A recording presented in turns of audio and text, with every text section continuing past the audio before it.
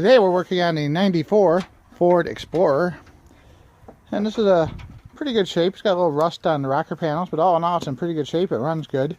It's got the 4-liter V6 and it's 4-wheel drive, and we have a little trouble with the front passenger side brake line on it. It has a leak in it. Show me where. Right there. Right there. Yep, well, you can see how wet it is around that. So we're going to replace that brake line that comes down from the frame right up by the shock tower or spring tower, and it goes down to the back of the caliper here. The hardest part is going to be whether or not the bleeder screw will loosen up without breaking off. If it breaks off, we do have a new caliper handy to install, as well as a new brake line. The new brake line we got at AutoZone, it looks like. And let's just show you here what it looks like. There's what it looks like. And that was what, about $30? What, for the brake hose or the caliper? Brake hose. Brake hose is like 24 bucks. 24 bucks for the brake hose, and the caliper was? Like $20. Core charge was like $9. Okay. So, pretty inexpensive parts here. And as long as we don't snap off the metal brake line where it attaches to the rubber brake hose we'll be all set.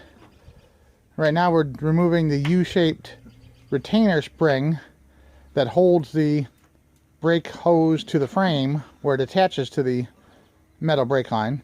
As soon as we get that clip out, we will put a couple wrenches on the fitting and see if we can get it apart.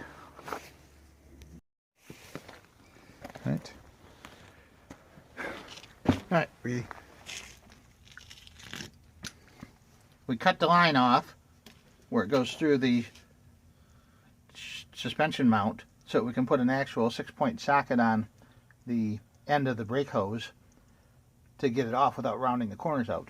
We also loosened up the bleeder screw, so we're not going to need a caliper.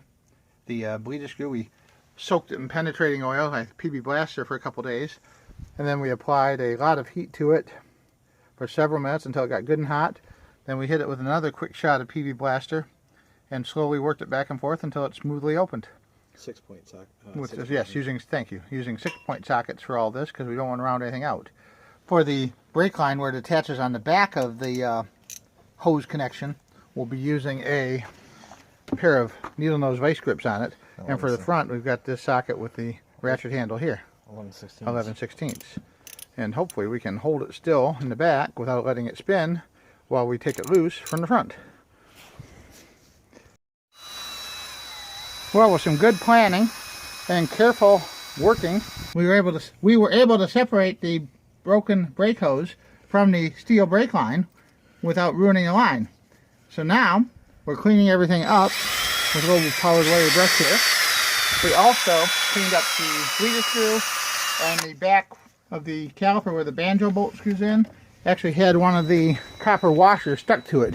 You always have to make sure when you take it apart that you get that extra copper washer off there, or else it will probably leak when you try and bolt it back together. And this one was stuck to the back of the caliper. When you put this on, there's 2 of those copper compression washers, one on the top and one on the back side. So it's very important to make sure that you get both of those off.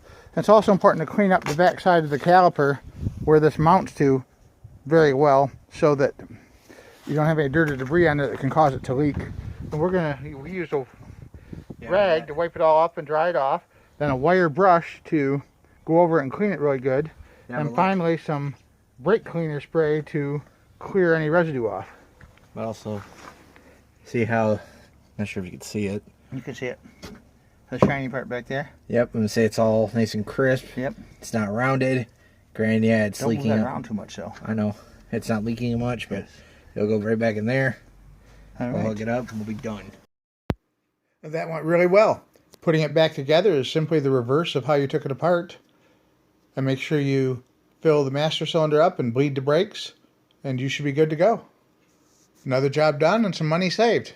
Thanks for watching. Have a great day.